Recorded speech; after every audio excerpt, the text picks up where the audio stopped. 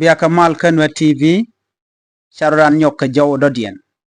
akor dana to kam SPLA yo kana SSPDF mechi to pan kana pan kaje an walle telekor mi shoda nyok duno men bi angach ala kuma SSPDF South Sudan People Defense Force chaka kep techer dangaro ki torbiel dangaro kan torbiel dangaro ne yen gati gwas me ka torbiel ya kebaka kan ka re kore dana chitwo no chaka kep jejen borla nwer wayami kene SPLA yo tin kontintere which ko dir ala kor sheme ngai konen wo kor beje jo duno ramadan binat be maganga ke de ni jana la de ni SSPDF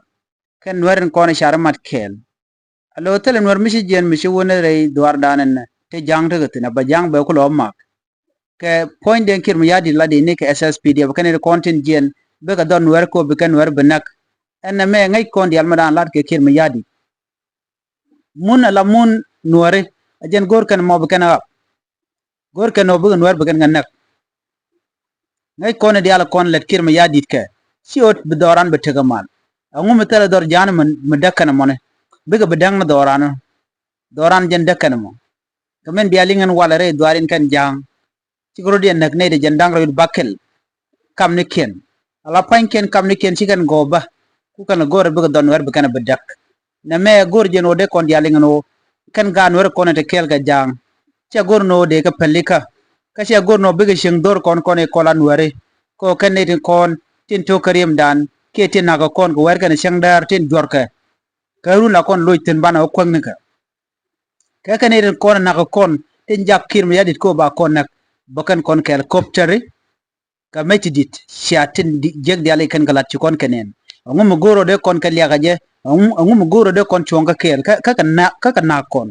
ne ken kon chana chara gwan wari gwan kon dial ka kantis ne kon dial tin kon chala do to e ke ostal kantis chong na kel gwan tera joy ka gwan tera ci tredan akon ci liw ka kwi gwan ter menang na kon menong ka gat kon de la gan wari do chana ke dison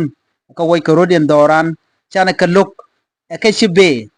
chana ka gar pinyan mane gwada dana ngut jor ramimo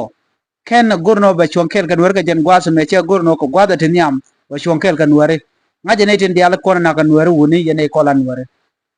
ngeni gwanteru jiran gwanteru adam wodanen cha jurka yow akir ma yadit chong na kel ko bana gwanteru bana jaga ja poch doran mo cirande benten mala jang ke jor kada kon dial tin